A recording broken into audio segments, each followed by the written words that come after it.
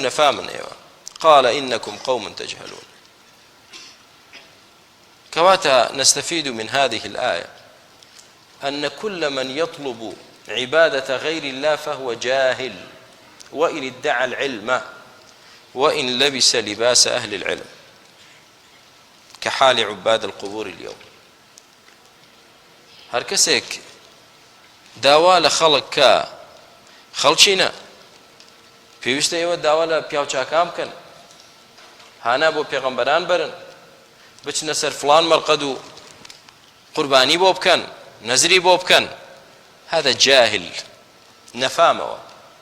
ئەگەر عیمامەشی بەسەرەوە بێ و جوبەشی لەبەر بێ و ئەگەر ئیدعای علمیش کە إنكم قوم تجهلون، جاهل، جاهل بعظمة الله، جاهل بدين الله. نفامة نخوا دناسيت ونا صفات خوا دناسيت نا عظمته قوري خوا دناسيت. رجل جاهل وما أكثرهم لا كثرهم الله. چنك زورن ليرة ولوي من بريان بدستا مزقوتيان بدستا قسە دەکەن، خەڵک بانگ دەکەن بۆ بتپەرستی. کورە مامۆستاوانیە لە خوا بترسەکەی باسی بتپەرستیان کردووە، دڵم ببوورە ڕاست دەکەی. خەڵک بانگ دەکەن بۆ شەخص پەرستی. فەرقی چی؟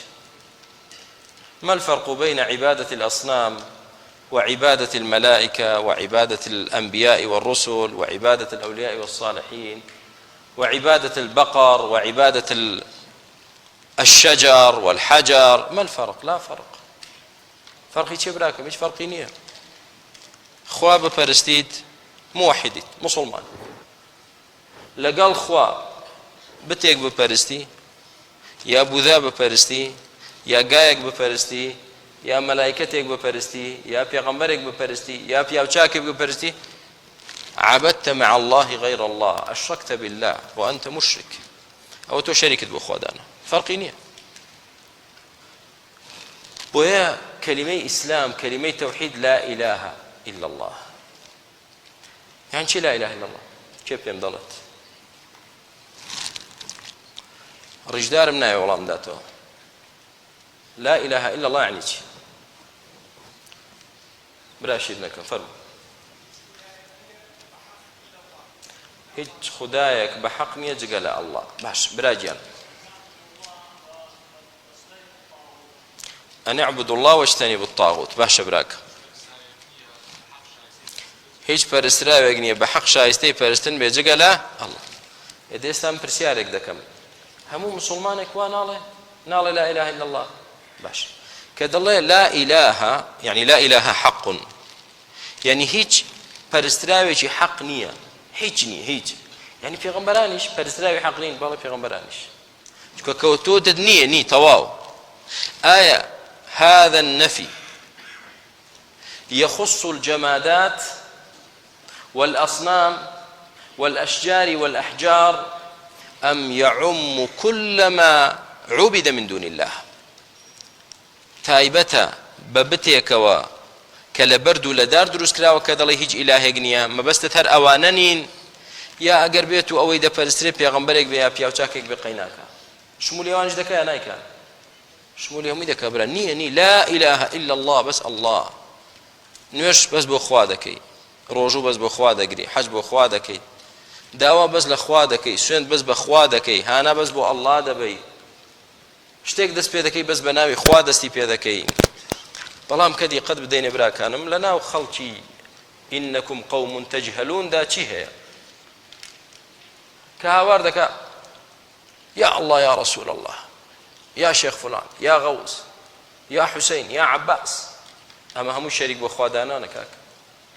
الله بەتەنها فلا تدعو مع الله أحدا.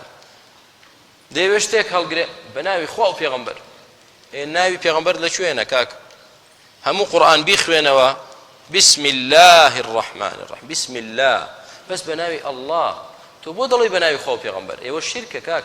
پێغەمبەر مەکە شەریکی الله، چکە ئەو بایە بۆ ئیستیعانەیە، یعنی من یارمەتی لە الله وەردەگرم کە ئەو شتە هەڵدەگرم، یارمەتی لە الله وەردەگرم کە شتێک دەخوێنمەوە، یارمەتی لە الله وەردەگرم کە دەست دەکەم بە شتێک. یارمەتی بەس لە الله وەردەگیرێ، مەڵێ بە ناوی خوا و پێغەمبەر. یا بە پشتیوانی خوا و پێغەمبەر یا لە سایی سەری جەنابتەوە ئەمە شەریکە بۆ خوا کاکە سەری چی سەری جەنابی چی بۆ تۆ دەکا کاکە چ خێرێک بۆ تۆ دابین دەکا لە شەڕێک لات دەدا سەری جەنابی لە سای سەری جەنابتانەوە باشین کورە برا بڵێ لە سای خوا باشین بە فەزڵی خوا باشین کەس نەکەینە شەریکی خوا بۆی براکانم فەرمووی ئینەکم قەوم تەجهەلون چۆن دەبێ شتێک دابنەی تەوافی بە دەورەدا بکەی و سوژدەی بۆ ببەی و بۆی بچەمەیتەوە و داوای لێ بکەی و نەزری بۆ بکەی چۆن دەبێت ئەوە خاصە بەخوا جا ئێستا من دوو نمونەتان دەدەمێ نمونەیەکیان بتێک دێنین دای دەتاشین خەڵکێک بە دەوریدا دەسوڕێتەوە و دەستی پێدادێنن ئەوە بەرەکەتە و بۆی دەچەمێنەوە و هانای بۆ دەبن ئەمە چییە؟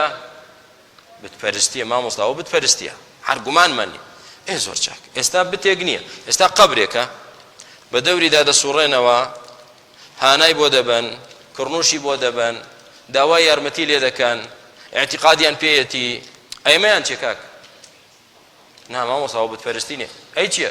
ئێمە شەخص پەرستی فەرقی چێ براکە هو الشرك بعينه هەمان شت شەریک بۆ خوا دانانە فەرقی نییە بۆیە موسى عليه الصلاة والسلام فرمووی قال إنكم قوم تجهلون ئێوە قومێکی نەفامن ئەمە داوای چی لە من دەکەن ئێوە پێغەمبەری خوا عليه الصلاة والسلام وەکو ئەبوو واقیدی لەیتی دەیجێڕێتەوە دەفەرمێ خرجنا إلى حنين فمررنا بقوم يعكفون على سدرة ينوطون بها أسلحتهم فقلنا يا رسول الله اجعل لنا ذات أنواط كما لهم ذات أنواط قال الله أكبر إنها السنن قلتم والذي نفسي بيده كما قال أصحاب موسى لموسى اجعل لنا إلها كما لهم آلهة أبو واقد رضای خوای گەورەی لێ بێ دەفەرمێ لەگەڵ پێغەمبەری خوا عەلەیهی سڵاو وسەلام ڕۆیشتین بۆ غەزای حونەین بەتەنیش قەومێکدا ڕۆیشتین لەژێر درەختێک بوون دەورەیان لە درەختەکەدا بوو درەختێکی گەورەیان هەبوو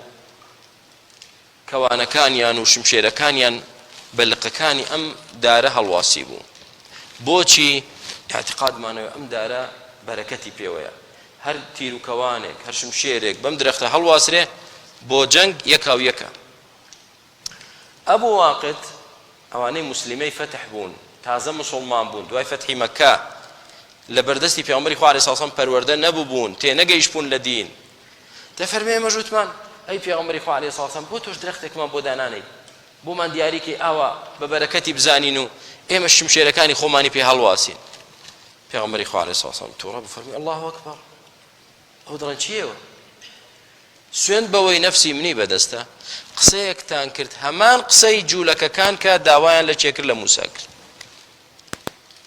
داوایان لە موسا کرد اجعل لنا إلها خوای ترمان بۆ دابنێ ئێوەش هەمان شتان داوا کرد کەواتە براکەم اعتقادت بە دارێک بێت اعتقاد بە پەڕۆیەک بێ اعتقاد بە بەردێک بێ اعتقاد بە خۆڵێک بێ اعتقاد بە قەبرێک بێ بە شەخصێک بێ جگە لە ئەڵڵا هەمووی شەریک بۆ خوا دانانە وریابە چوویتە ماڵەوە دەمینیت موڕۆشینە هەڵواسراوە و ئەو دەستێکە و یا شتێکی خڕە نازانم حەوت کونیتیایە و اعتقادی پێێتی یا نوشتەیەک هەڵواسرا هەمووی لێیکە و فڕێدا ئەمە هەمووی ئیشی جاهیلە ئیشی نەفامە براکەم سیارەی کڕیوە بە دەعامی سیارەکەیەوە بە عەتەلەکەوە ئەوە شتی هەڵواسیوە مرۆشینکەی هەڵواسیوە بەلای ئاوێنەکەەوە شت هەڵواسی ئەی کاکەمانە چییە مامۆستاوە بۆ چاوەزار باشەمە بۆ لە بەڵام موسیبەت دەجێڕێتەوە سبحان الله ئێدە لێیکەوە زەحمە نەبێ فڕی دەناو ئاو دەستەوە بزانە چی دەبێ کاک ئەمە چییە تۆ بجێڕێت